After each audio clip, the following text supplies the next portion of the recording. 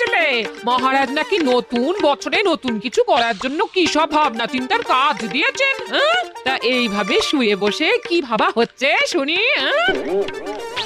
ও, এইভাবে শুয়ে বসে যদি দিনগুলো কাটিয়ে দেওয়া যায় গিন্নি, তাহলে আর কি চাই?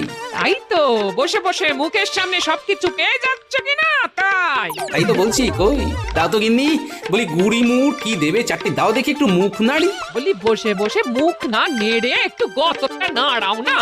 বসে থেকে থেকে যে এবার হাড়ে ঘুম ধরে যাবে। হ্যাঁ? খেটে খেটে আমার কি অবস্থা হয়েছে সে কি তোমার চোখে পড়ে না গিন্নি?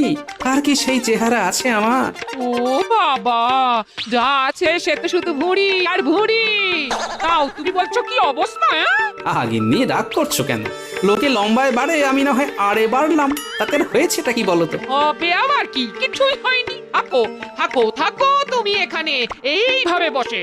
বসে নেই গিন্নি, বসে নেই, শুধু শুধু বসে নেই, আমি কিন্তু ভাবছি। কি যে ভাবছো সে কি আমি জানি না। তোমার আর দূর কতটা হবে, ওই তো রাজসভা অবধি। তাই রাজসভায় আসার যাওয়া ছাড়া এই বসে বসে ভাবা আর কি পারবে তুমি। আমি যে কি পারি আর কি পারি না সে তো আর তুমি বুঝলে না গিন্নি। বুঝতেও চাই না। চোখ কান খোলা রাখলে চারদিকে কত কি দেখা যায়, একবার গতরটা নাড়িয়ে সেসব দেখতে পারো না নাকি?